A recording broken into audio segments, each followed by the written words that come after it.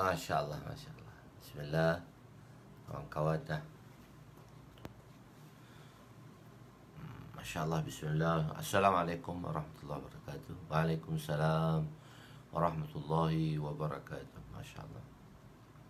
Waalaikumsalam warahmatullahi wabarakatuh. Masya Allah. Hari ini hari Jumaat. Hari Jumaat. Masya Allah. Sayyidul Ayyam. Hari yang dikatakan penghulu kepada seminggu, yang mana orang-orang Kristian telah memilih hari, orang Yahudi memilih hari Sabtu, dan orang Kristian memilih hari Ahad, dan baginda SAW memilih hari Jumaat sebagai Sayyidul Ayyam. Masya Allah. Kita hadirkan diri kita dengan iman dan ihtisab, dan dengan niat untuk kita amalkan dan kita sampaikan kepada saudara kita.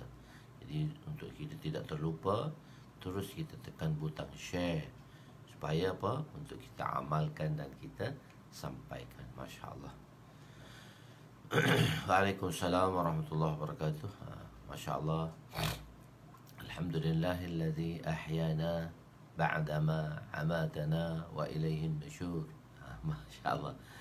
Kita bangun pagi ni, kita segarkan minda kita. Masya Allah. Supaya moga Allah maafkan kita semua. Masya Allah. Moga Allah maafkan kita semua. Musamma. Musamma ada juga hari ini. Al-Jum'ah Mubarak.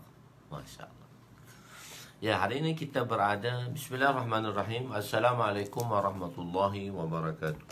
Subhanaka la ilma lana illa ma 'allamtana innaka antal alimul hakim.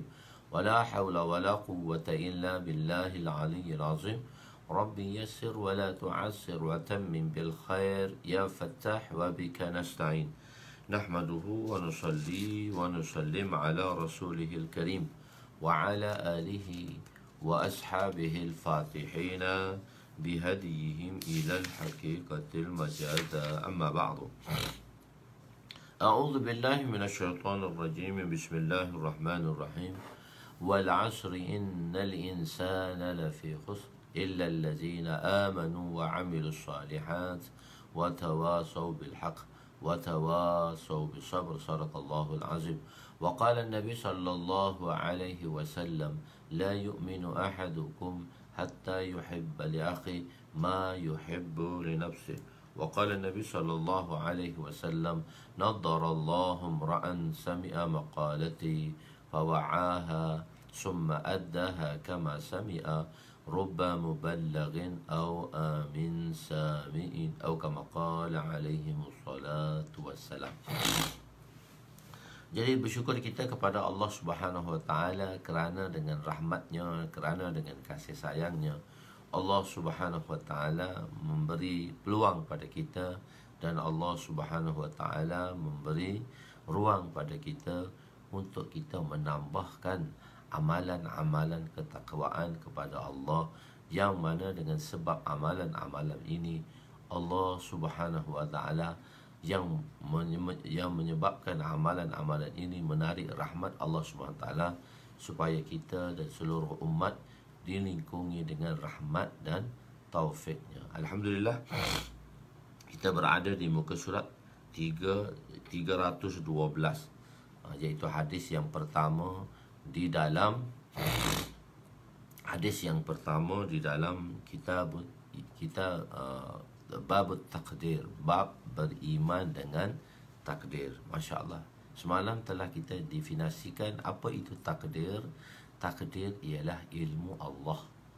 Takdir ialah ketetapan yang mana telah ditulis oleh Allah di dalam pengetahuannya. Hanya kesemua takdir ini di dalam pengetahuan Allah Subhanahu Wa Taala. Pengetahuan Allah lah kita panggil dia ilmu Allah, di dalam pengetahuannya, di dalam pengetahuan Allah, iaitu di dalam ilmunya. Dan pengetahuan inilah yang kita panggil dia ialah takdir. Pengetahuan inilah yang kita panggil dia takdir. Allah Ta'ala yang tahu. Tidak ada siapa yang tahu. Allah sahajalah yang maha mengetahui. Malaikat pun tidak tahu. Dan Allah Subhanahu Wa Ta'ala telah sembunyikan daripada pengetahuan manusia. Satu, ketetapan Allah, yang mana pengetahuan Allah yang tidak diketahui oleh sesiapa pun. Dan kita sebagai manusia bernama mukallaf. Kita sebagai manusia bernama mukallaf. Kita diperintahkan oleh Allah untuk melakukan perkara yang mana Allah Subhanahu Wa Ta'ala suruh. Dan kita tidak diperintahkan oleh Allah untuk mengetahui tentang takdir tersebut. Untuk mengetahui tentang takdir. Kita buat apa yang Allah perintahkan pada kita sahaja.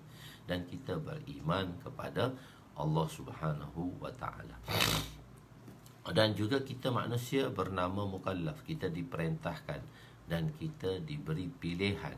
Kita ada pilihan. Kita tidak boleh, kita diberi pilihan. Wa ma tasha'una illa an yasha Allah. Tidak boleh kita lakukan keinginan kita kecuali apa yang Allah inginkan, apa yang Allah nak. Jadi Allah nak itulah dia zahirkan dengan bentuk perintah. Jadi apa kehendak kita, apa tanggungjawab kita, kita kena lakukan sebagaimana yang Allah inginkan. Begitu.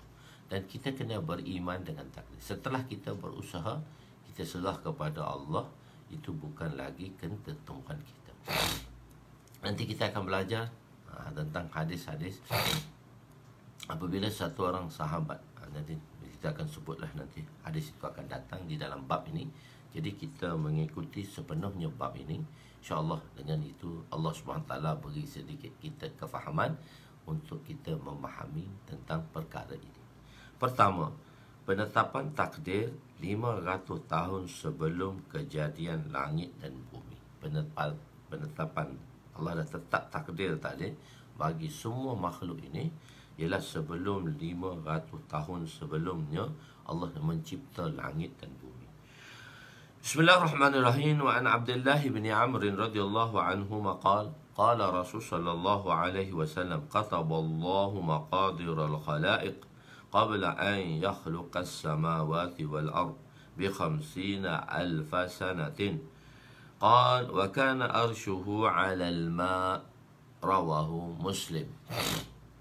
Sayyidina Abdullah bin Amr radhiyallahu anhuma meriwayatkan bahawa Rasulullah sallallahu alaihi wasallam bersabda, Allah menulis ketetapan, yakni Allah telah menulis ketetapan. Takdir telah ketetapan Allah bagi seluruh makhluk 50,000 tahun sebelum dia mencipta langit dan bumi. Baginda bersabda, dan singgah sananya berada di atas air. Dalam satu riwayat dinyatakan, tengok kita tengok 500,000 tahun, 50,000 tahun. Jadi dalam kadang-kadang satu riwayat dengan satu riwayat. Kadang-kadang ada juga Quran yang Allah nyatakan di situ berbeza dengan hadis yang dinyatakan oleh Nabi SAW. Dan perbezaan itu kita panggil dia perbezaan dari sudut lafaznya. Jadi untuk menghilangkan perbezaan tadi, untuk menghilangkan perbezaan itu, maka kita memakai 3 konsep. Ulama memakai 3 konsep. Satu ialah dengan cara tatbik, kita sinambungkan perkara tersebut. Satu lagi ialah dengan kita rajih dan marjuhkan. Manakah perkara yang perlu kita rajihkan, utamakan, manakah perkara yang kita kurang utamakan. Dan kalau kita tidak ada konsep itu, ulama kata kita pakai kaedah nasih dan mansuh. Ayat ini menasahkan ayat yang sebelumnya, memansuhkan ayat yang sebelumnya. Dan hadis ini memansuhkan Al-Quran ataupun ayat-ayat hukum-hukum di dalamnya. Perbahasan itu di dalam kita perbahasan di dalam Kitabul Ilmu ya. Jadi dalam satu hadis dinyatakan bahawa Allah menetapkan ketetapan pada tempoh yang lain. Tempoh yang lain kata 50,000 tahun, kata tempat yang lain. Jadi ia berbeza dengan hadis yang menyatakan 50,000 tahun sebelum penciptaan langit dan bumi. Ada hadis menyatakan Allah telah menetapkan 40 tahun sebelum penciptaan Nabi Adam. Nanti kisah Nabi Adam nanti Allah SWT tetapkan kepada Adam untuk makan buah khuldi 40,000 tahun, 40 tahun sebelum Nabi Adam diciptakan. Jadi perbezaan ini akan dijelaskan pada muka surat 80, pada hadis yang ke-81 nanti. Pada hadis ke-81 kita akan jelaskan kenapa ada 40 tahun, kenapa ada 50,000 tahun. Kenapa perbezaan itu berlaku? Kenapa perbezaan itu berlaku? Jadi kita akan bahaskan pada hadis yang ke-81 nanti, bracket nombor 3. Okey. Satu persoalan, pengiraan masa dan tarikh. Pengiraan masa dan tarikh ada dengan pengiraan perjalanan bulan atau matahari. Kita kira ni tahun kita ialah tahun matahari, tahun bulan dan tahun matahari. Sama ada kita kira melalui qamariyah ataupun kita kira melalui samsiyah. Tahun samsiyah ialah tahun ni lah, tahun Masihi ni lah. Kita kira mengikut Januari, Februari sehingga ke Disember. Kalau kira samsiyah pula kita kira dengan Muharram, Safar, Rabiul Awal, Rabiul Akhir. Jadi sebelum penciptaan langit dan bumi, belum wujud lagi matahari dan bulan. Jadi bagaimana pengiraan 50 tahun ini? Ini juga dijawab pada hadis yang berikutnya. Kita akan jawab pada hadis yang berikutnya. Jadi 50,000 tahun tu kira dari sudut mana? 50,000 tahun tu kira dari sudut mana? Sebab bagi insan untuk mengira hari itu dengan matahari, dengan berpandukan pada matahari dan berpandukan kepada sistem pergerakan bulan dan sebagainya.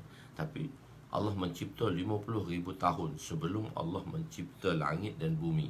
50,000 tahun. Masa tu belum ada matahari lagi. Belum ada bintang, belum ada matahari dan bulan lagi. Jadi 50,000 tahun bagi manusia tadi adalah dikira dengan penciptaan dikira dengan pengiraan matahari dan bulan. Masya-Allah. So kita akan ceritakan sedikit demi sedikit. Jadi Allah telah tetapkan. Sebenarnya kita kena faham dah pengiraan tu pun kan, dan kita dah belajar dah.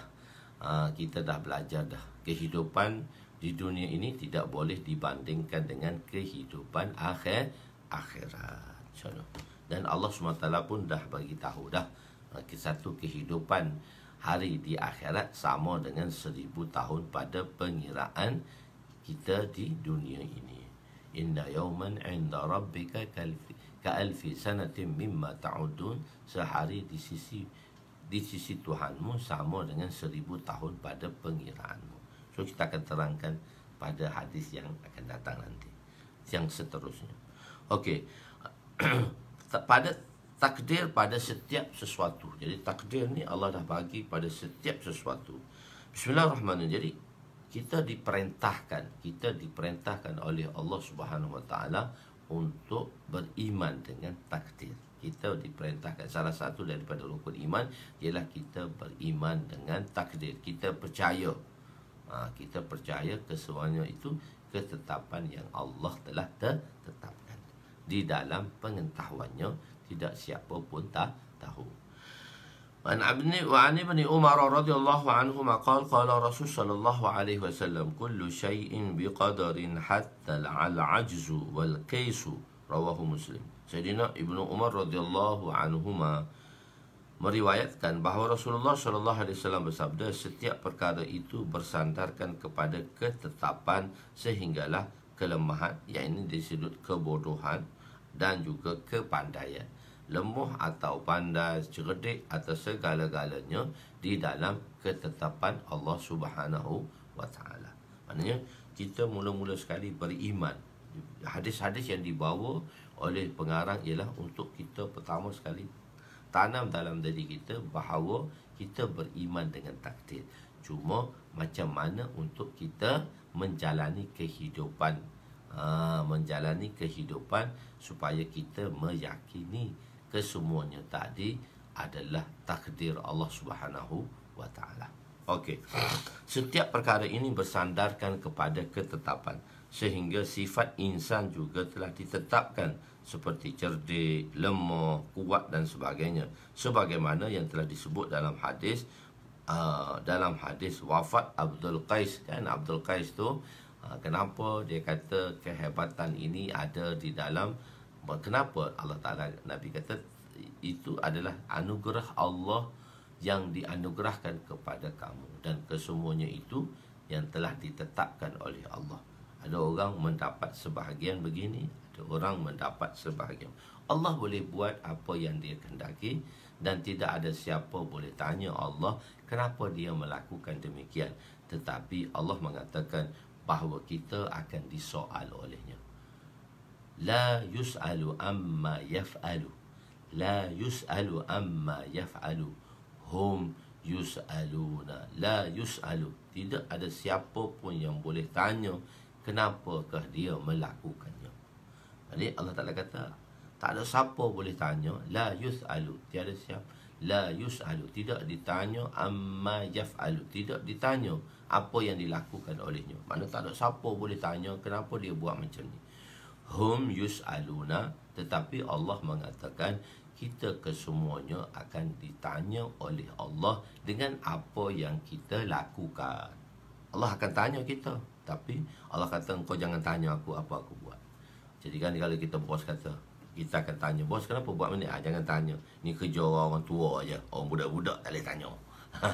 Kalau selalu mak kita kan kata macam tu, mak kenapa macam ni? Engkau jangan tanya benda ni, engkau jangan tanya benda ni, ni kerja orang tua. Begitu je. Macam mana kita tidak boleh bertanya kenapa mak-mak kita, ayah-ayah kita melakukan demikian. Dia kata engkau jangan tanya, ni orang tua punya kerja. Engkau jangan dengar, ini orang tua punya kerja. Budak-budak membuat kerja dia je. Begitu juga kita manusia, kita kena buat kerja kita sahaja. Apa Allah perintahkan kita. Sebab dalam sudut yang lain, dari sudut yang lain, Allah memberi kita tanggungjawab. Dan tanggungjawab itu mesti kita tunaikan kepada Allah Subhanahu wa taala. Jadi kita sekarang buat apa yang Allah perintah pada kita. Jangan kita buat perkara yang mana Allah tak perintah pada kita atau Allah larang pada kita. Okey, itu kita mesti letak minda dalam diri kita. Itu mesti kita letak minda dalam diri kita. Cuma kenapa Allah bagi tahu takdir itu di dalam pengetahuannya? Sebab Allah nak suruh kita redha. Allah nak suruh kita redha dengan apa yang Allah tentukan pada kita. Seorang guru dia telah ajar anak murid dia, kau baca doa ni, Bismillahi wa billahi, Allah Bismillahi wa billahi, baca doa ni, Subhanallah wa bihamdihi Subhanallahil azim, Subhanallah wa bihamdihi Subhanallahil azim. Baca doa ni pada permulaan hari, maka kamu akan diselamatkan oleh Allah Subhanahu Wa Taala dengan 3 penyakit. Satu ialah penyakit kusta, tak akan kena penyakit yang berat. Kedua ialah tidak akan kena satu penyakit kusta, dan kedua penyakit sopak, abros, iaitu penyakit sopak yang maknanya kita panggil albino tu, badan jadi albino. Ketiga ialah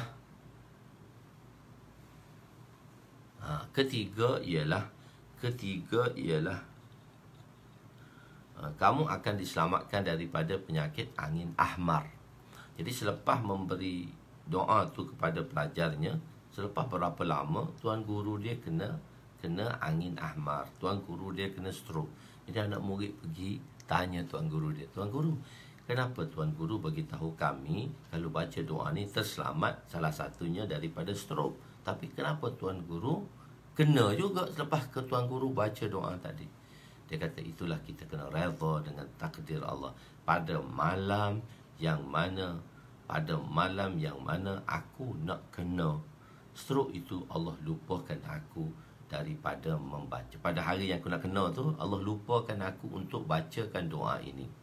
Jadi bila Allah lupakan aku untuk baca doa ini, maka dah aku telah kena dan aku redha dengan ketentuan Allah setelah dah aku berusaha juga. Tapi hari nak kena tu, Masya Allah, kita kena redha dengan. Sebab tu Nabi SAW mengajar kita, Bismillahi tawakkaltu ala Allahi la hawla wa la quwwata illa billahil aliyyil azim. Sebelum kita keluar rumah, kita kena baca doa ni, Allah akan selamatkan kita.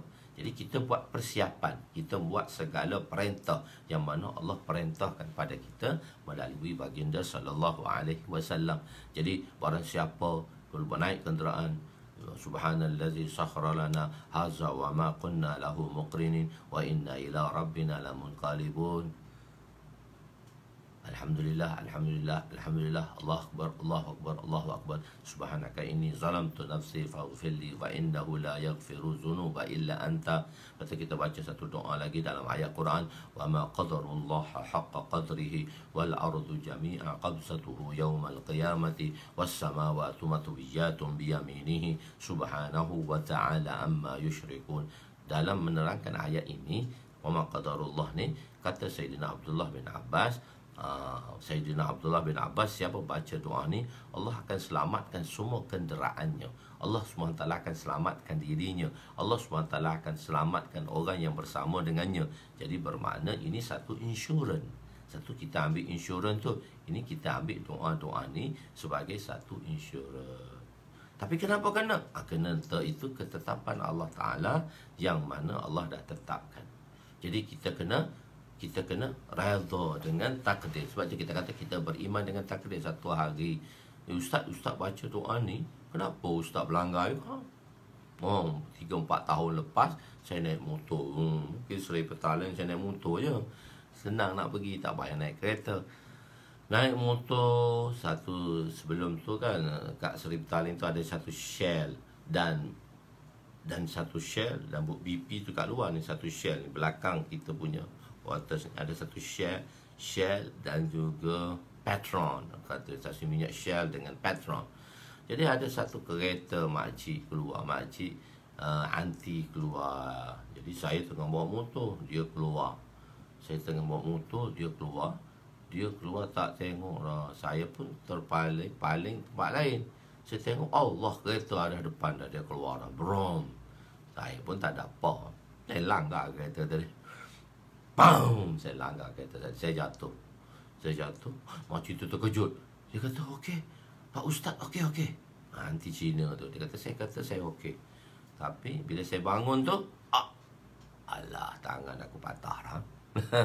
Jadi walaupun kita baca doa tu, tapi hari yang mana kita nak kena, hari tu Allah dah lupakan kita daripada membacanya. Jadi aku redha dengan apa yang Allah tetapkan pada aku. Okey, perdebatan antara Nabi Musa dengan Nabi Adam dan Nabi Musa. Ni perdebatan tentang takdir. Perdebatan tentang takdir, yang mana perdebatan ini berlaku di antara Nabi Musa dengan Nabi Adam alaihissalam. Bismillahirrahmanirrahim. Wa an Abi Hurairah radhiyallahu anhu qala Rasul sallallahu alaihi wasallam, ihtajja Adamu wa Musa alaihima assalam inda rabbihima fahajja Adamu Musa qala Musa anta Adamu alladhi khalaqa Allahu biyadihi wa nafakha fika min ruhihi wa asjada laka malaikatahu wa askanaka fi jannatihi summa ahabatta an-nasa بخطيعتك إلى الأرض قال آدم أنت موسى الذي اصطفاك الله برسالته وبكلامه وأعطاك ألواح فيها بيان لكل شيء وقربك نجيا فبكم وجدت الله كتب التوراة قبل أن laka qala Musa bi 40 aman qala Adamu fahal wajadta fiha wa 'asa Adamu rabbahu faghawa qala na'am qala afatalumuni ala an amiltu amalan kataballahu alayya an a'malahu qabla an yakhluqani bi 40 sanatan qala Rasul sallallahu alaihi wasallam fahajja Adamu Musa rawahu Muslim.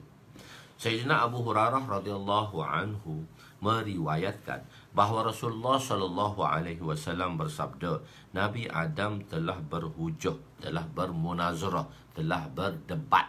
Berhujah, kita panggil berdebat lah sini, dengan Nabi Musa di sisi Tuhan mereka. Sewaktu di sisi Tuhan mereka, dua-dua ni berkumpul untuk berhujah. Di mana? Nanti kita akan cerita. Maka Nabi Adam telah berhujah kepada Nabi Musa. Nabi Adam berkata dalam hujahnya kepada Nabi Musa. Nabi Musa, Nabi Adam tujuan maka Nabi Adam telah berhujah kepada Nabi Musa. Hujah Nabi Adam kepada Nabi Musa.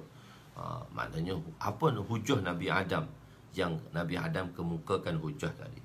Nabi Musa AS telah berkata, Tuan ialah Adam. Bila bertemu dua tu, dia kata, Tuan ke Adam? Nabi Adam, Tuan ke Adam? Dia tanya begitu.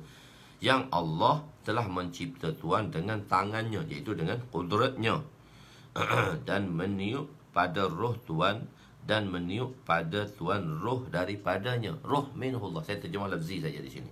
Allah Ta'ala lah tiup roh Tuan ni dia. Allah Ta'ala cipta dengan tangannya, dengan kudratnya, kata kalau kita terjemah mutakaddimin dan mutaakhirin tadi. Allah memerintahkan malaikat sujud kepada Tuan. Ni banyak sekali ni.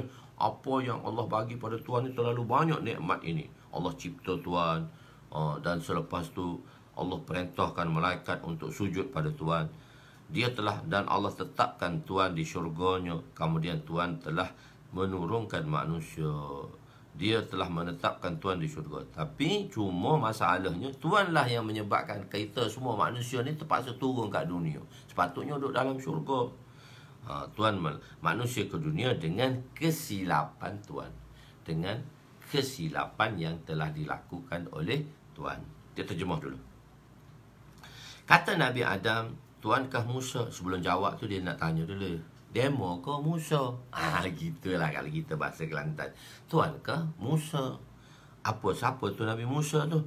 Yang mana Allah telah memilih Tuan dengan risalahnya. Allah jadikan Tuan sebagai risalah ni, rasulnya lah. Dan kalamullah, kalamnya, yakni Nabi Musa boleh berkata-kata dengan Allah. Dan Allah memberi Tuan loh, itu kitab. Kitab yang ditulis di atas papan batu, iaitu Taurat, yang padanya terdapat penjelasan bagi semua perkara. Dan Allah telah mendekatkan Tuan untuk berbicara dengannya.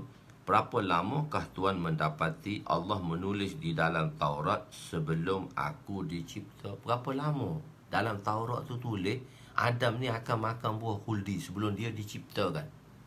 Nabi Musa berkata 40 tahun. Dalam kitab tu kata 40 tahun. Dalam kitab aku beritahu 40 tahun sebelum Adam diciptakan telah ditulis bahawa pada Adam AS akan makan buah khuldi. Maka Nabi Adam berkata, tidakkah Tuan mendapati dalam Taurat itu ayat yang mana terdapat di dalam Al-Quran yang mana Allah jelaskannya?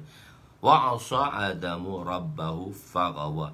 Dan dia telah durhaka. Dengan itu telah durhakalah Adam kepada Tuhannya. Dia terjemah lafzi saja. Sebab perkataan asa tadi, telah lalu tersilap jalan daripada mencapai hajatnya. So saya dalam terjemahan, saya memakai terjemahan Tuan Haji Datuk Mufti Tuan Haji Nur, Datuk Mufti Muhammad Nur. So saya terjemah macam mana dia terjemah. So kita akan bahaskan perkara ini nanti. Nabi Musa AS berkata, ya dalam Taurat ada tulis macam tu. Nabi Adam berkata, adakah Tuan mencela saya? Tuan marah kat saya sebab Allah dah tulis untuk saya. Kerana perbuatan saya yang telah ditetapkan 40 tahun sebelum saya dicipta lagi. Allah dah tulis dah untuk melakukannya. Nabi Adam AS bersabda, Nabi bersabda, Adam telah mengatasi Nabi Musa dalam hujahnya. Maksudnya dalam berhujah ni Nabi Adam menang. Okey, selesai. Tengok telah kita kan di sini Nabi Adam sebab kita nak yakin kepada, kita nak bicarakan tentang takdir. Jadi jangan salahkan aku lah. Sebab apa? Jangan salahkan aku sebab Allah dah tetapkan di dalam takdir. Tetapi apa tindakan orang yang bersalah tadi setelah melakukan kesilapan? Walaupun mengatakan dan berkata demikian adalah takdirnya, tetapi kesilapan itu apabila datang ke dunia, saya buat conclusion dia dulu, baru tu kita akan cerita satu. Bila Nabi Adam berkata begitu, Nabi Musa terdiam, tak terjawab. Dia jawab pada takdir. Jadi macam kita, oh betul lah Ustaz, kalau kita jawab, kenapa tak datang masjid? Allah dah takdirkan. Mat, kenapa tak datang masjid? Ustaz jangan tanya sebab Allah dah takdirkan saya. So bolehkah kita jawab macam tu? Macam mana Adam AS jawab? Dan dia menyertakan takdir. Begini, takdir itu kita boleh jawab sebab kita nak yakin kepada perkara ini. Tetapi apa tindakan kita di dunia ini? Apa tindakan Nabi Adam AS setelah dia membuat kesilapan tadi? Dan kesilapan itu pun kita tak dipanggil dosa. Kita panggil dia kesilapan ijtihadi yang berlaku pada Nabi-Nabi sebagaimana saya telah terangkan dahulu. Okey. Jadi, tapi datang kat dunia ni, apa Nabi Adam buat dengan satu kesilapan yang kecil itu? Rabbana zalamna anfusana wa illan taghfir lana wa tarhamna lanakunanna minal khasirin. Nabi Adam telah sujud taubat selama 40 tahun. Tak mengah-mengah kepala, tak angkat-angkat kepala, 40 tahun sujud taubat saja dengan satu kesilapan yang sedikit. Dengan satu kesilapan iaitu memakan buah khuldi. Walaupun jawab Allah dah tetap, tapi bila datang ke dunia, kesalahan yang dilakukan mesti bertaubat. Okey, kita pergi seterusnya pada penerangan. Itu kita bagi conclusion dia. Kadang-kadang bagi jawapan dulu, sebab tu baru penerangan kepada jawapan tadi. Okey, kadang-kadang bagi penerangan dahulu, baru dapat jawapan. Dia macam-macam keperbagaian penerangan diberikan. Kadang-kadang kena faham apa jawapan dia, dan macam mana penerangan sebelum jawab, penerangan ke arah jawapan tadi. Ada kadang-kadang bagi penerangan dulu untuk memahami jawapan. So dua konsep ni boleh pakai belaka. Ada tempat yang saya bagi jawapan dulu baru saya bagi penerangan. Ada tempat saya bagi penerangan dulu baru bagi jawapan. Okey. Sebahagian ulama berpendapat, bilakah berlakunya perdebatan ini? Bila berlakunya munazarah ini, perdebatan Nabi Musa dengan Nabi Adam ni bila berlaku? Sebahagian mengatakan iaitu berlaku pada hari kiamat. Ulama mentafsirkan perdebatan ini berlaku pada hari kiamat. Jamhur berpendapat itu sebahagian ulama, tapi jamhur ulama, maknanya kebanyakan ulama bersepakat mengatakan perdebatan ini berlaku pada zaman sebelum Nabi. Dah berlaku dah, bukan di hari kiamat. Perdebatan ini dah berlaku sebelum kedatangan Nabi SAW. Sebab tu Nabi ceritakan di dalam hadis ini. Kadang-kadang Nabi cerita pada benda yang akan datang, yang tak tahu lagi. Dia panggil ramalan Nabi pada perkara yang akan datang, yang mana kita tak tahu lagi. Jadi ulama menerangkan bahawa berlakunya semasa Nabi Musa. Bila? Berlaku sebelum Nabi tiba di dunia ini. Bila? Iaitu semasa Nabi Musa hidup dan roh Nabi Adam telah dipertemukan dengan Nabi Musa secara tajalli. Maksudnya Nabi Adam masa tu Nabi Musa hidup, Nabi Adam dah meninggal, tapi roh itu diketemukan secara tajalli. Begitu. Dan berlaku lah munazarah perdebatan itu. Ada menyatakan Nabi Musa telah pergi menziarahi kubur Nabi Adam dan disitulah berlakunya perdebatan tersebut. Ada yang menyatakan perdebatan itu berlaku di alam barzah semasa Nabi Musa juga telah meninggal dan berlaku di alam arwah secara rohani. Natijah daripada perdebatan itu, Nabi Adam telah menguasai Nabi Musa. Maknanya Nabi Adam menang dalam memberi hujah. Okey. Apabila perdebatan itu berlaku, bila berlaku bertemunya mereka berdua, kedua-dua alaihimassalam, Nabi Adam alaihissalam dan Nabi Musa. Maka mereka bertaruh dululah. Dia kata, kamu siapa? Adakah Tuan Adam? Dia kata, yalah, saya lah Nabi Adam. Takkan tak kenal. Okay. Maka Nabi Musa menceritakan, ciptaan Allah Ta'ala menciptamu dengan tangannya.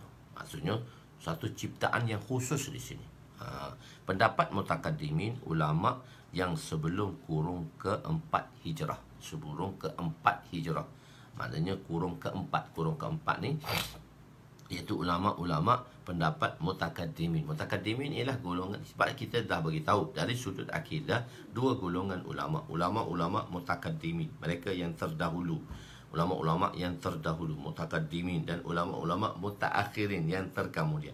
Jadi bermulanya ilmu akidah itu disusun pada tahun ke-200 Hijrah.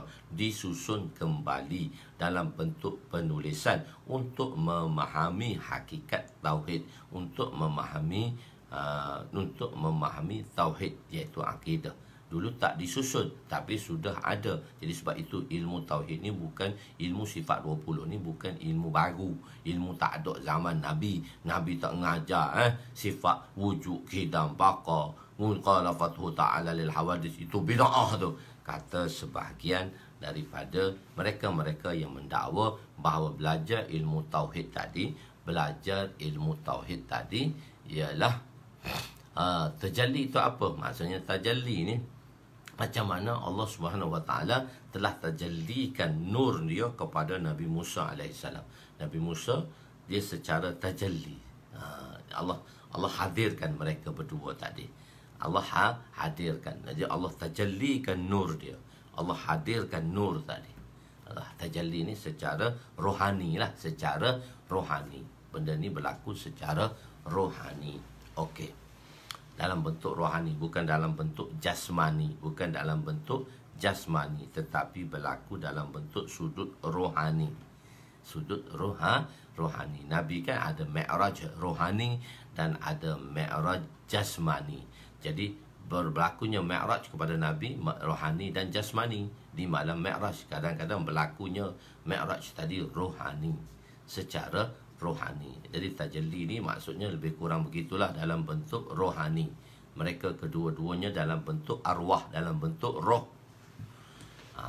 Dalam bentuk roh, tidak dalam bentuk jasad. Itulah berlaku yang mana kita pun tak tahu macam mana berlaku. Cuma-cuma kita tahu, diberitahu oleh Nabi SAW sahaja, yang mana dalam bentuk secara tajalli. Okey. Kemudian, jadi Allah mencipta. Jadi ulama-ulama mutakaddimin ni ialah ulama-ulama yang terdahulu daripada iaitu 200 tahun selepas hijrah hingga ke tahun ke-400. Ending daripada tahun 200 hingga ke tahun 400. Jadi tahun ke-200 hingga ke-400 itu tahun yang maknanya 200 tahun lah. 2 hingga 300, 2 hingga 300, 300 hingga 400. Begitu. Kalau 401 hingga ke 500 dah masuk tahun ke kurun ke-5 hijrah. Jadi sebelum tahun kurun ke-5 hijrah lah, tahun kurun ke-5 itu ulama-ulama mutakaddimin, mutaakhirin hingga ke sekarang. Jadi mutaakhirin menyatakan tangan dan bagaimana kefiatnya hanya diketahui oleh Allah. Dia tak ada kefiat dia. Macam mana tangan? Allah cipta dengan tangan. Kita kata ulama-ulama mutakaddimin ni menterjemahkan dalam bentuk kaedah tafwid. Apa dia? Tafwid.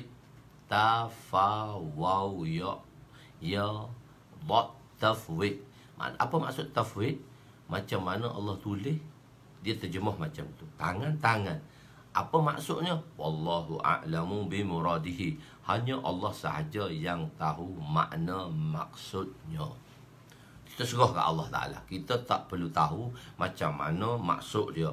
Allah kata tangan-tangan lah. Macam mana? Itu serah ke Allah Ta'ala. Kita tak tahu. Cuma yang menjadi silapnya, Ibnu Taimiyah, dia kata macam ni. Tangan manusia tak sama dengan tangan Allah, tak sama dengan tangan manusia. Dia telah memujassimkan tangan tadi. Dia kata tangan Allah tak sama dengan tangan manusia.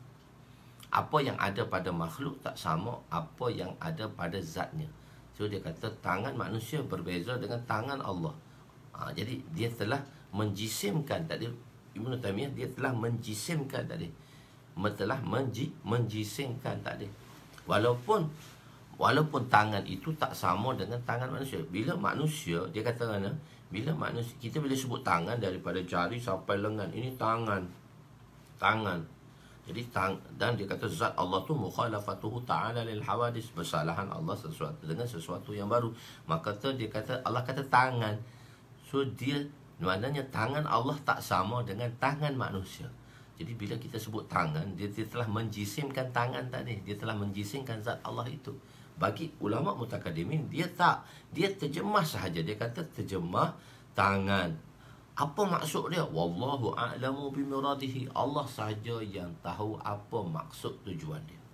Kita serah ke Allah. Sebab tu kita kata tafwid. Ulama mutakaddimin kata tafwid. Kita serah ke Allah. Kita tak boleh kata tangan Allah tu tak sama dengan tangan manusia.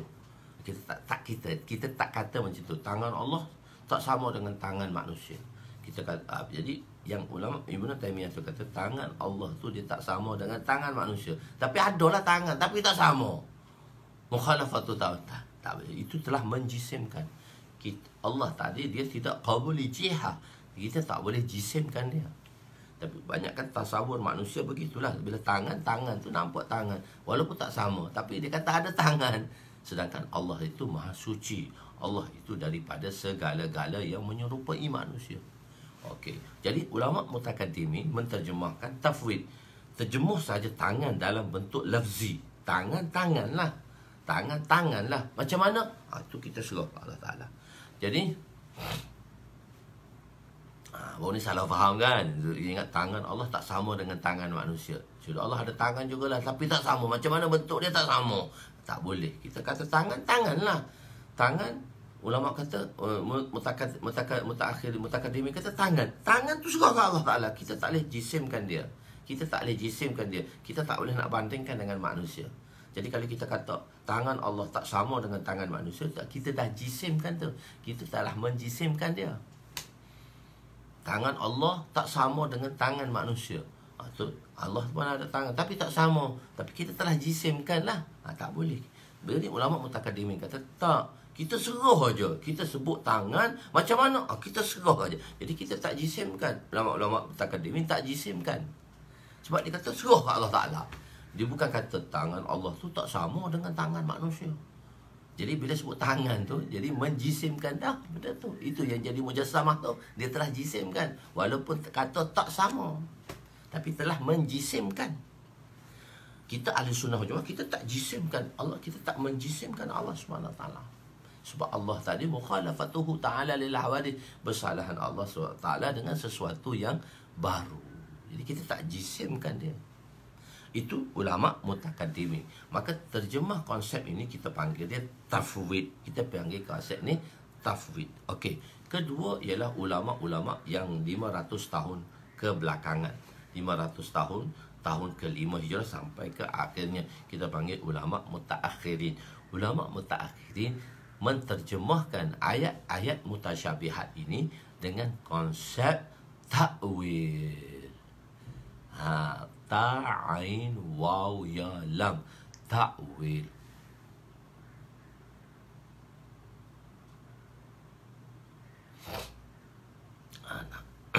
Dia konsep dia ta'wil.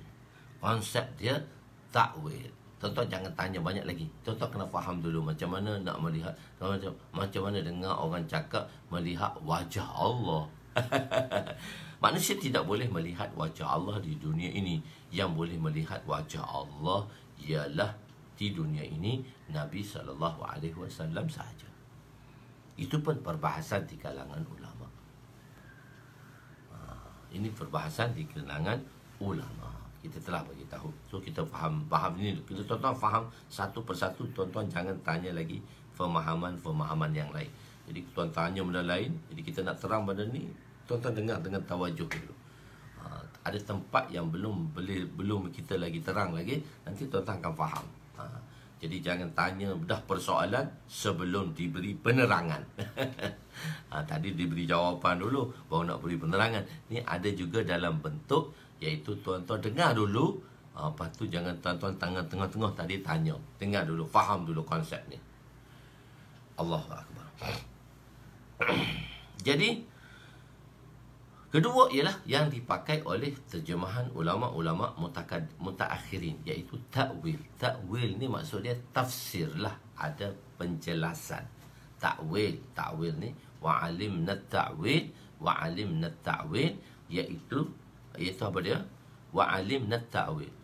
Ta'wil ni maksudnya ada tafsir, ilmu tentang tafsir, penafsiran dia, ada pentafsiran dia secara detail, secara pentafsiran dia. Jadi begini, satu tafsir kita tafsirkan dia, penafsiran, satu tafsir secara terperinci dengan sad dengan sin. Satu tafsir, ilmu tafsir dengan sin, tafsil secara detail, ada ta'wilnya. Wa alimna ta'wil, ada ta'wilnya, ada pentafsirannya. Calon okey. Jadi ulama menterjemahkannya dengan ta'wil. Apa dia maksud dia? Iaitu menterjemahkan dengan ta'wil, dengan kudratnya. Tangan itu menunjukkan kudratnya. Tangan tadi menunjukkan sifat kudratnya, sifat berkuasanya Allah. Orang tu, kita pun gunakan masalah-masalah ni, kita guna dalam kehidupan dunia kita. Kita kata, seorang ketua kata kepada anaknya, jangan risau, ayah ni, semua orang kampung ni dalam tangan ayah je. Maksudnya apa dia? Dalam kuasa dia. Semua orang akan tunduk pada kuasa ayah dia. Jangan risau, semua tu dalam tangan ayah. Jadi penggunaan itu digunakan pada masyarakat, digunakan oleh masyarakat untuk memudahkan pemahaman tadilah, untuk memudahkan pemahaman. Okey. Jadi jadi memudahkan penerangan tadi. Jadi kita kata ta'wil, apa yang maksud ta'wil? Iaitu kita kata, ulama mutaakhirin kata ialah kita ulama mutaakhirin kuasa. Tangan tu menunjukkan kuasa. Kuasa Allah. Allah jadikan itu dengan kuasanya. Jadi tangan di situ. Jadi ulama selepas kurung keempat menyatakan Allah mencipta Adam AS dengan kudratnya. Tangan itu menunjukkan kudratnya yang khas, yang ditiupkan kepada jisim Adam AS. Jisim Adam asalnya daripada tanah. Apabila meniup roh, maka barulah terjadi darah, daging, tulang dan lain dengan kudratnya. Nanti kita akan ceritakan macam mana Allah perintahkan dalam hadis nanti. Nabi akan ceritakan macam mana Allah perintahkan 4 malaikat yang mana untuk pergi ambil seorang pergi ambil tanah, dan daripada tanah tu Allah ciptakan jisim Adam, rangka Adam AS dalam bentuk tanah. Mana dia buat tanah, dia buat kepala, macam kita buat satu boneka, kita buat satu benda tu dengan tanah. Kita buat rupa manusia tadi, patung tu dengan tanah. Buat aja. Dalam tu tak ada urat saraf, dalam tu mana ada jantungnya. Takkanlah kita buat tu orang patung tu, kita buat dalam tu ada jantung, ada urat saraf, ada apa, ada jantung, ada limpa, tak ada. Itu tak ada. Buat tu macam dalam bentuk tanah dan tak ada apa. Bila Allah tiup roh kepada Nabi Adam AS dengan kudratnya, segala organ-organ, segala urat saraf akan terbentuk di dalam jisim Adam AS dengan kudratnya. Jadi semua hak dalaman tu Allah cipta dengan kudratnya. Allah cipta dengan kudratnya. Jadi mula-mula cipta tu tanah saja, rangka tanah saja. Tapi bila ditiup roh, maka dengan kudrat Allah, maka dengan kudrat Allah, maka terciptalah apa sahaja di dalam badan alaihissalam, di dalam badan Nabi Adam alaihissalam. Jadi Allah Ta'ala meniup roh, maka barulah terjadi darah, daging, semua dah proses dalam tu. Darah, daging, tulang semua tadi dan lain-lain tu daripada kudratullah. Dan kudrat Allah Kita tak tahu, Allah saja yang berkuasa. Kita kena beriman dengannya. Kemudian Allah memerintahkan semua malaikat sujud kepada kamu Adam. Sujud di sini ada menyatakan maknanya menunduk kepala kepada Adam. Maksudnya sujud ni sujud kepala saja. Tak, sujud di sini masyhur ialah seumpama sujud manusia beribadat kepada Allah seperti dalam sujud sajadah. Sujud macam sujud tu. Tetapi sujud di sini bukan sujud kepada ibadat, tapi sujud sebagai ta'zim. Sujud disebabkan ta'zim, perintah. Sujud atas dasar perintah, dipanggil sujud untuk ta'zim. Seumpama kita berdiri untuk memuliakan seorang alim, sebagaimana Saidina Osman bangun untuk memuliakan Saidina Abu Bakar kerana ilmu itu terbangun atas dasar ta'zim. Bukan bangun tu sebab kita bangun, sebab kita muliakan dia dengan ilmunya. Jadi sujud kepada Nabi Adam sebab Allah perintah, itu satu perintah sujud kerana ilmunya. Oleh itu Nabi bersabda mafhumnya, jika seorang itu dibolehkan untuk sujud kepada manusia, maka pasti seorang isteri diperintahkan untuk sujud pada suaminya. Itu tak boleh, jadi tak boleh lah. Tak boleh. Itu tetapi ia tidak dibenarkan. Allah memerintahkan malaikat untuk sujud pada Adam. Fasajadal malaikatu kulluhum ajma'una. Setelah selesai kejadian Adam, maka sujudlah sekalian malaikat semuanya sekali. Serentak sujud illa iblis. Aba wastakbara wa kana minal kafirin. Kecuali iblis saja tak nak sujud. Sebab dia kata aku ni jadi daripada api, atau jadi daripada tanah. Itu takabur. Dia telah menetapkan Tuhan di dalam syurganya, dan Tuhan dimasukkan dalam syurganya. Mengikut pendapat Ahlu Sunnah wal Jamaah, syurga dah ada, neraka dah ada. Mengikut Mu'tazilah, syurga belum wujud lagi. Syurga tak ada lagi. Pada hari kiamat baru jadi syurga neraka. Itu pendapat Mu'tazilah. Tapi kita Ahli Sunnah wal Jamaah, syurga dah ada. Isteri dengar, isteri dengar. Suami pun ada kisah muhimmah, kitab muhimmah. Kitab muhimmah ni ialah apakah tanggungjawab suami dan apakah tanggungjawab isteri. Biasanya suami akan baca hak tanggungjawab isteri pada suami, tapi suami tak baca tanggungjawab suami pada isteri. Kena baca dua-dua. Ada satu kitab muhimmah, kitab peradaban, kitab suami dengan isteri. Apa tanggungjawab isteri? Jadi banyakkannya suami dia baca tuntutan isteri padanya, dan suami tak baca apakah yang dia buat sepatutnya dia buat kepada isterinya. So kena baca dua-dua. Dengar isteri-isteri. Suami pun kena tahulah apa yang ditugaskan oleh Allah padanya, bukan isteri saja. Jadi kalau kita nak suruh isteri kita dengar, kita pun kena tahu apa tugas kita pada dia. Begitu. Kadang-kadang kita lihat satu perkara, saya tak suka orang bercakap macam tu. Dengar isteri-isteri. Suami pun kena tahu apa tugas dia. Jangan hanya untuk isteri saja. Suami pun kena tahu apa tugas dia pada isteri. Sebab kita ada tugas masing-masing. Jadi cuma saya sebut di situ saja. Jadi jangan nak mengeluarkan perkataan dengar isteri-isteri tu. Tak boleh. Suami pun kena tahu apa tugas dia. Ni saya nak marah. Ni saya tak suka orang cakap macam tu. Dengar isteri-isteri. Tak boleh. Begitu. Jadi kita tak boleh cakap macam tu sebab kita ramai orang. So kita tak boleh cakap macam tu, salah. Sebab kita kena ada dalam satu audience, dan kita tidak boleh bercakap macam tu. Dan percakapan macam tu salah, walaupun betul, tapi dia salah. Ada situasi yang kita tak boleh cakap. Kita kena tahu, kita kena jaga hati orang. Ada sesuatu yang mana kita boleh cakap. Dia tak semua benda boleh cakap. Begitu.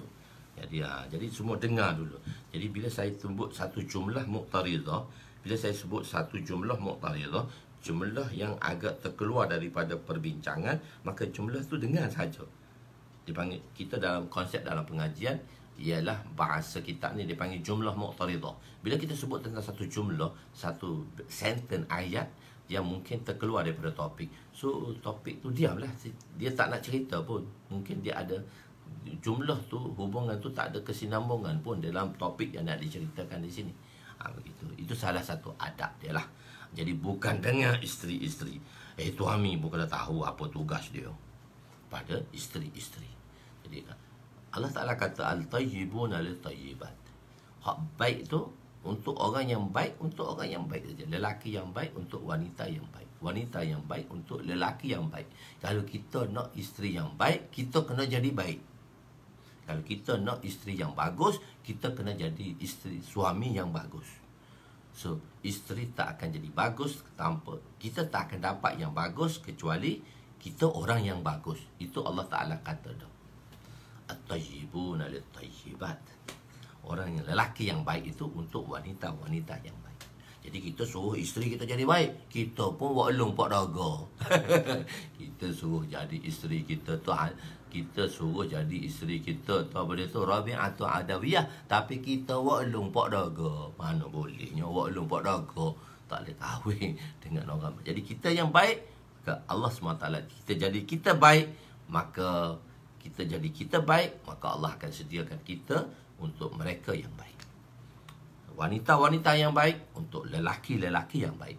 Lelaki-lelaki yang baik untuk wanita-wanita yang baik. Tak boleh lelaki suruh wanita jadi baik tapi dia tak baik. Tak boleh. Salah. Khair. Allah Ta'ala memerintahkan kita sujud. Allah Ta'ala perintahkan mengikut Mu'tazilah, syurga ni tak wujud lagi. Syurga tak wujud lagi. Kiamat, pada hari kiamat barulah wujud syurga dan neraka. Tapi kita ahli sunnah wal jamaah, kita ahli sunnah wal jamaah, baru keluar waklum pak daga. Cerita kita wayang kulit tu. Jadi Allah perintahkan. Nabi Musa AS menyatakan bahawa Nabi Adam telah melakukan kesilapan. Nabi Adam AS buat salah. Nabi Adam AS telah melakukan kesilapan. Nabi Adam telah melakukan kesilapan. Telah kita bahaskan dulu tentang cerita, tentang apa dia tu, kenabian tadi kan, kesilapan. Nabi-nabi telah dalam bab beriman dengan Rasul, telah kita jelaskan sedikit perkara tersebut. Iaitu, apa dia? Beriman dengan Rasul. Iaitu kita beriktikad, ahli sunnah wal jamaah beriktikad bahawa nabi-nabi terselamat, terpelihara, iaitu maksum. Ismah ni maksudnya terpelihara daripada perkataan. Ismah itulah keluarnya maksum. Maksum. Ismah. Ismah ain sad min ha. Ismah. Dia tu perkataan itulah dikata keluarnya perkataan maksum. Maksum. Nabi-nabi ni maksum. Macam mana malaikat la ya'sunallah ma amarah, maksum. Malaikat-malaikat ni maksum. Dia tidak mengingkari perintah Allah yang diperintahkan padanya. Jadi nabi-nabi ni beriktikad, kita ahli sunnah wal jamaah, bahawa nabi-nabi adalah maksum. Apa maksud maksum? Nabi-nabi ni terpelihara daripada dosa. Dosa-dosa besar maupun dosa-dosa kecil. Maksudnya tidak berlaku ke atas Nabi itu satu perbuatan dosa, walaupun besar maupun kecil, walaupun besar maupun kecil. Cuma ulama bahaskan adanya berlaku kesilapan, kita panggil dia khata'.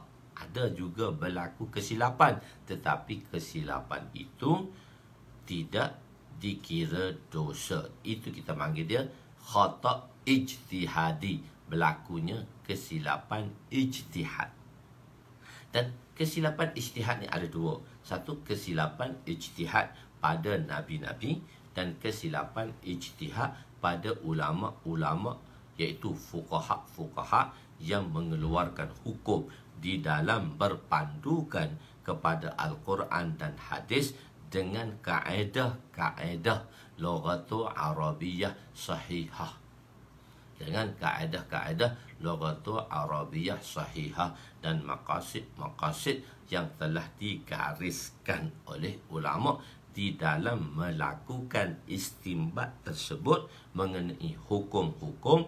Mungkin adanya kesalahan. Kesalahan itu juga kita panggil dia kesilapan ijtihadi. Cuma nabi-nabi bila berlaku kesilapan ijtihadi ditegur oleh Allah Subhanahu wa ta'ala. Nabi-nabi dia akan ditegur oleh Allah Ta'ala melalui wahyu.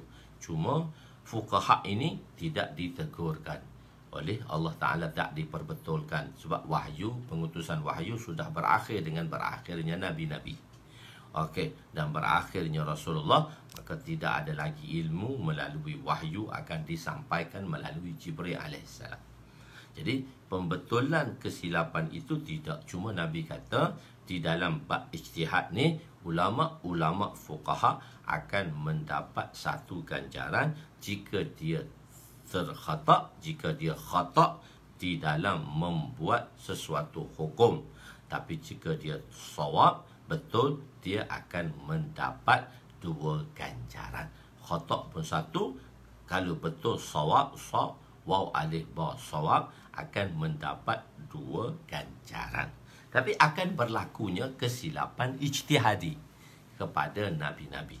Kesilapan itu kita panggil dia khata ijtihadi. Khata tu kesilapan lah, ijtihad. Kenapa berlakunya ijtihad? Kenapa berlakunya ijtihad? Kesilapan ijtihadi kerana kelewatan perintah ataupun kelewatan wahyu daripada Allah kepada nabi-nabi, menyebabkan nabi-nabi memilih pendapatnya. Nabi-nabi berijtihad dengan pendapatnya, dan kadang-kadang ijtihad tadi tersilap daripada sebagaimana yang dikehendaki Allah dan Allah betulkan. Di sini Allah Ta'ala ceritakan pada nabi-nabi, pada Rasulullah, tentang nabi-nabi dahulu. Fasbir li hukmi rabbika fala takum kasahibil hud. Bersabarlah kamu, rabbika, wahai Muhammad, dalam menunggu perintah Allah Subhanahu wa taala. Fasbir li hukmi rabbika fala takum kasahibil hud. Jangan kamu jadi seperti sahabat yang telah ditelan oleh ikan, iaitu cerita Nabi Yunus alaihissalam. Dan cerita ini saya telah ceritakannya pada kuliah-kuliah yang telah lampau. Kenapa boleh berlakunya kesilapan ijtihadi tadi pada bab beriman dengan nabi-nabi. So saya tak nak cerita lagi di sini. Cuma saya telah terangkan perkara ini di dalam hadis pertama, iaitu hadis Jibril tentang bab beriman dengan nabi-nabi. Okey, dan tengoklah di situ, sebab kita tidak nak memanjangkan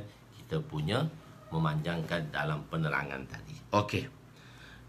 Dia telah menetapkan Tuhan di dalam syurga. Nabi Musa menyatakan kepada bahawa Nabi Adam telah melakukan kesilapan. Kesilapan di sini yang dinyatakan sebelumnya ialah kesilapan ijtihadi, secara ijtihad. Bagi para nabi, bagi kita, para nabi adalah maksum setelah mereka menjadi nabi, dan sebelum menjadi nabi lagi Allah dah pelihara mereka daripada dosa.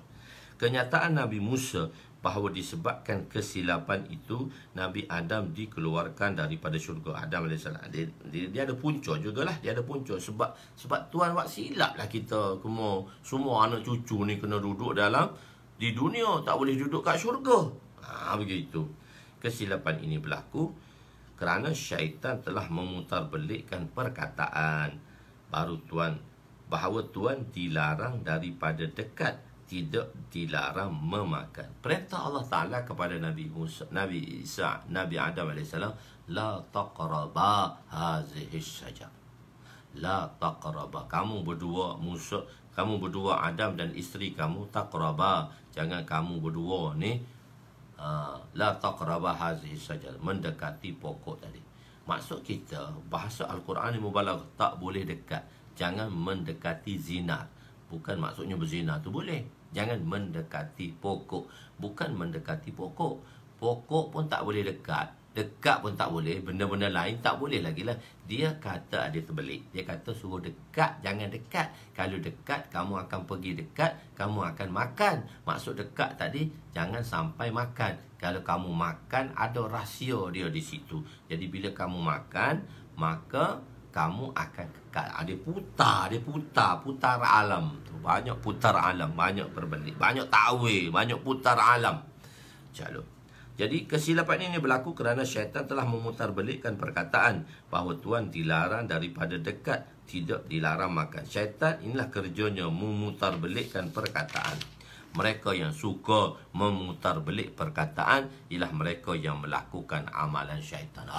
Banyak putar belik sungguh. Sinilah, kata tak salah lah. Lepas tu salah jadi salah lah.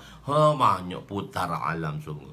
Putar alam ni kerja yang memutarbelikkan ialah kerja syaitan. Akhirnya Adam dan Hawa, Nabi Adam alaihissalam dan Sayyidatuna Hawa alaihissalam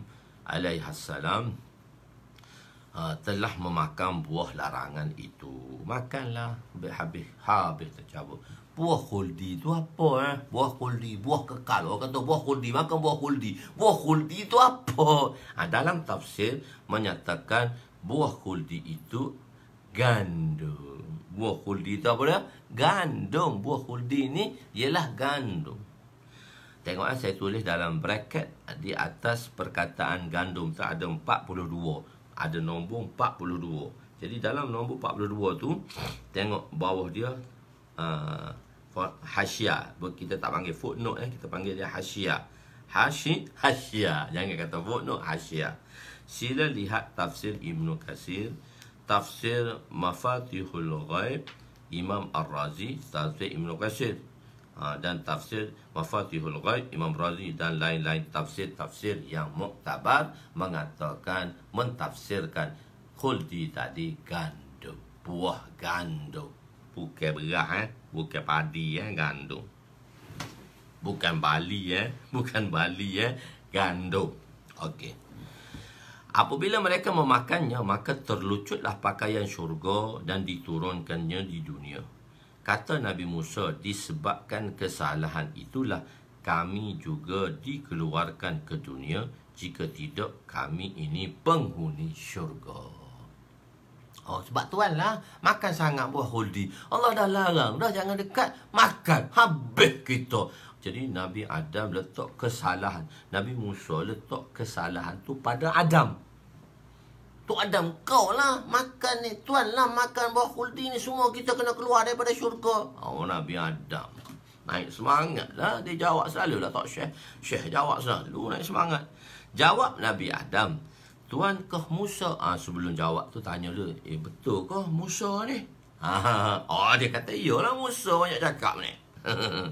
Musa orang yang Allah telah melantiknya sebagai Rasul. Ya, diberikan kitab dan didekatkan kepada Allah. Diberi kitab Al-Wah. Al-Wah ni kitab yang ditulis di atas papan batu. Telah kita jelaskan, semua kitab samawi diberikan oleh Allah kepada nabi-nabi yang menerima kitab itu, Taurat, Zabur dan Injil. Kitab ini diberi secara sekaligus. Maksudnya komplit, yang siap diberi secara sekaligus. Melainkan Al-Quran diturunkan daripada Lauh Mahfuz, daripada zat Allah ke Lauh Mahfuz, dan daripada Lauh Mahfuz ke langit pertama Baitul Izzah secara keseluruhannya, dan diturunkan keduanya ke dunia ini dengan cara apa dia? Dengan cara tanzil, dengan cara tanzil, nazzalna, berperingkat-peringkat. Juga telah dibahaskan pertanyaan padri tentang agama, iaitu nazzalna wa inna nahnu nazzalna wa inna lahu lahafizun. Kami inna nahnu nazzalna zikra. Perkataan zikra tadi telah kita bahaskan bahawa zikra itu tidak boleh menjadi Injil. Zikra itu hanyalah Al-Quran sahaja, kerana nazzalna tadi, kerana perbahasan nazzalna tadi yang diturunkan secara berperingkat-peringkat. Itu kita kena faham. Sebab benda ni dah jelaskan, so rujuklah pada kuliah-kuliah yang telah lampau. Okey. Jadi Allah Ta'ala kalimah. Jadi apa? Jadi didekatkan dengannya. Bagaimana percakapan? Jadi Nabi Musa dengan diberi kitab Kitab tu alwah tak lah, kitab dia tulis atas papan batu. Alwah ni ditulis atas papan batu. Macam kita kat batu bersurat tu lah, tempat hukum-hukum ditulis, tak termasuk. Jadi kitab ni diturunkan pada Nabi Musa, kitab yang diturunkan dan helaian-helaian dia bukan kertas, helaian-helaian dia batu tu sebagai helaian. Tulis atas batu sebab Yahudi ni keras kepala. Begitu. Senang macam tu je lah.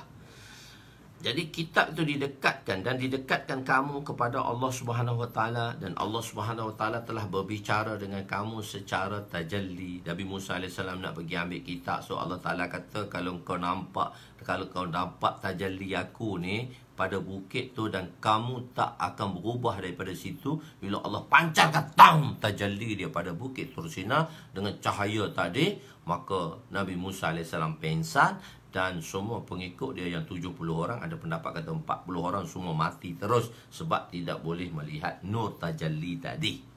Nur tajalli Allah, nur tadi pada cahaya, pada tajalli.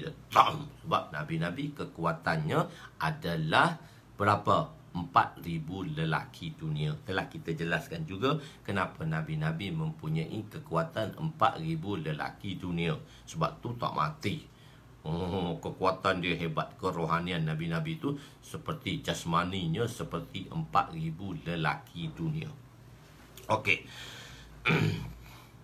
Nabi Adam AS jawab, dan Nabi Musa AS hanya jadi bagaimana percakapan Allah dengan Nabi Musa? Macam mana percakapan Allah dengan Nabi Musa? Allah saja yang tahu, senang berimam macam tu je lah. Kita jawab mutakaddimin kata Allah saja yang tahu, tak payah takwil macam-macam. Okey. Apa yang dikatakan oleh manusia itu kalam lafzi. Apa yang kita cakap ni ada lafzi, dia ada dalalah lafziyah. Perkataan menunjukkan makna. Perkataan. Sebab tu kenapa kita perlu belajar ilmu mantik? Kenapa kita perlu belajar ilmu mantik dan falsafah? Ilmu mantik dan falsafah ni sebab kita nak faham secara akal. Sebab kita ada dua dalil. Satu dalil nakal dan satu dalil akal. Akal ni kita nak faham dalam bentuk dalil akli, secara akal. Maknanya akal kita boleh faham. Jadi sebab itu ulama-ulama telah mengarahkan supaya kita dalam pembelajaran kita, di dalam pembelajaran agama, kita mempelajari kitab-kitab falsafah. Kita belajar kitab-kitab falsafah dan kita belajar mantik dan falsafah. Kita belajar mantik dan falsafah. Kita belajar mantik dan falsafah. Bila kita belajar mantik dan falsafah, kita nak faham secara zahir. Secara zahir ni kita nak faham dia. Macam mana teknik dia. Jadi lafzi ni ada lafaz. Jadi untuk kita faham dia, dia ada dalalah. Dia ada dalalah lafziyah wad'iyah. Dia ada 6 dalalah. Lafziyah dan ghair lafziyah. Ada dalalah petunjuk tanpa lafaz dan petunjuk dengan lafaz. Dalalah lafziyah pula dia ada 3. Dalalah lafziyah wad'iyah, dalalah lafziyah tabi'iyah, dalalah lafziyah aqliyah. Dan yang kita note daripada 6 tadi, satu saja dalalah yang penting, iaitu dalalah lafziyah wad'iyah. Satu lafaz yang telah diwadakkan untuk satu makna. Satu perkataan, satu lafaz yang diwadakkan, ditetapkan untuk satu makna. Kita sebut lafaz dia alif, ya, mim. Huruf dia alif, ya, mim. Ayam. Ataupun lafaz tu zai, ya, dal. Zaid. Bila kita sebut alif, ya, mim, ayam, A-Y-A-M, kita sama ada dalam alfabet Arabik ataupun di dalam Romanized, iaitu di dalam huruf-huruf hijaiyah. Maknanya huruf alif bata atau ABC. Okey, kita ambil alif, ya, mim. Alif bata lah hujung huruf hijaiyah. Huruf-huruf hijaiyah. Gabungan huruf hijaiyah ni akan mengeluarkan satu lafaz. Alif, ya, mim, lafaz dia ayam. Ayam ni diwadakkan, diletakkan dalam masyarakat kita Melayu, kita panggil dia binatang yang bertaji. bertaji. Ayam jantan kan ada taji, ada dia punya pedang dia tu, ada dia punya susuh dia tadi, ada taji, orang panggil taji, orang kata panggil susuh, ada taji. So ayam ni binatang yang boleh berkuku.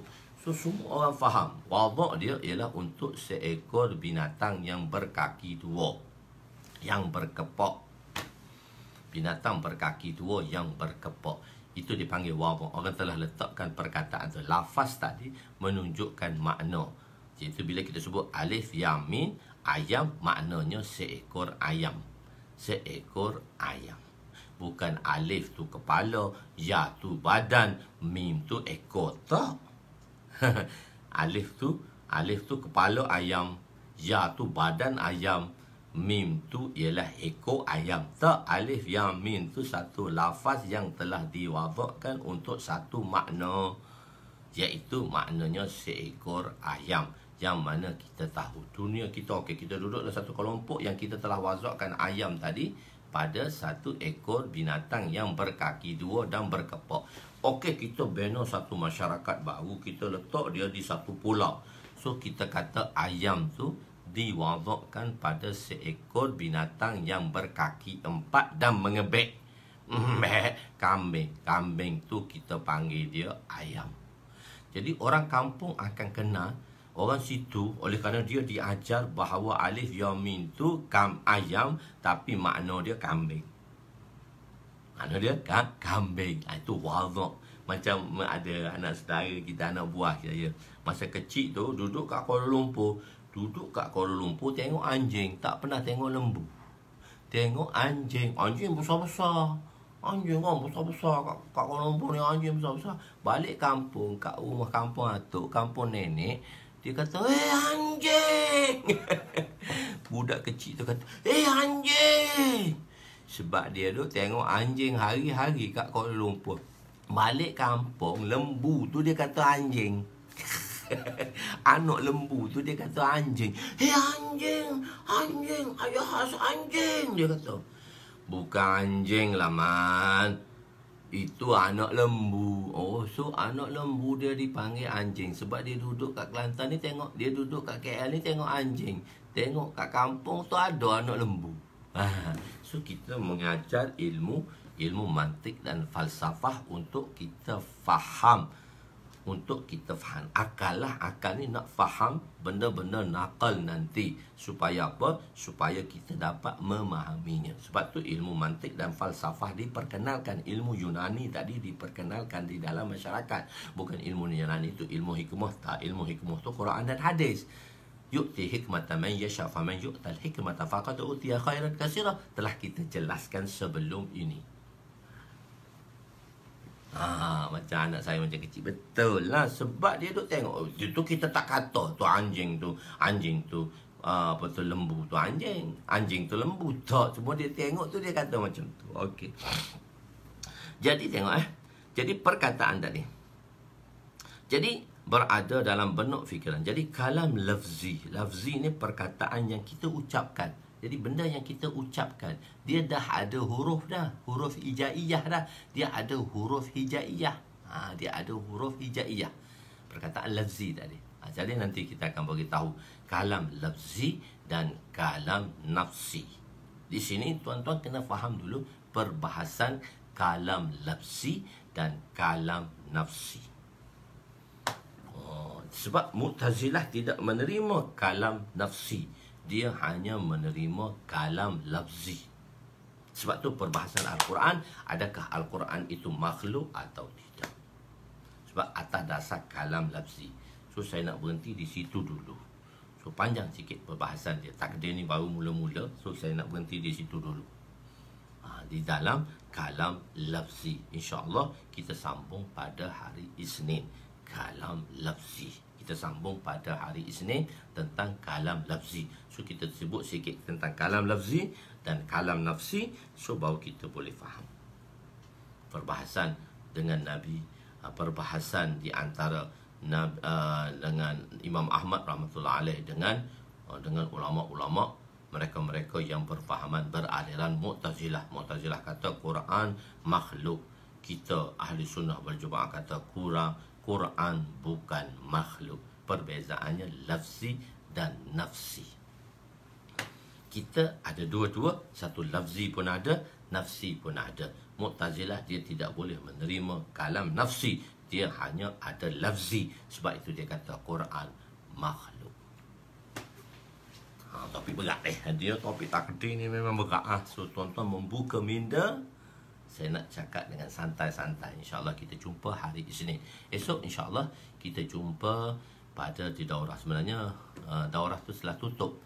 Tadi ada mereka-mereka yang terlewat, cuba hubungi. Cuba satu hari ni boleh lagi hubungi admin 017-603-4897. Jadi ada lagi mereka-mereka kadang-kadang tertinggal. Kita ni tak cakna. Bila tak cakna, kita buat keputusan terakhir. Bila buat keputusan terakhir, dia jadi ad hoc. Bila ad hoc, kerja tu tak sempurna kerana tak cakna tadi. Jadi insyaAllah kita berjumpa esok pada kuliah kita. InsyaAllah 6 jam esok dan lusa. Pagi 1 jam setengah, malam 1 jam setengah, dan pagi Ahad 1 jam setengah, dan malam Ahad 1 jam setengah. 6 jam insyaAllah kita berjumpa di tempat ilmu. Bertempat ilmu. Jazakallah. Semua tu bukan jazakallah. Jazakumullah. Jazakallah. Jazakallah. Tapi untuk respected, orang yang kita respect, kita walaupun dia seorang, kita boleh kata jazakumullah. Untuk lelaki kita kata jazakallah.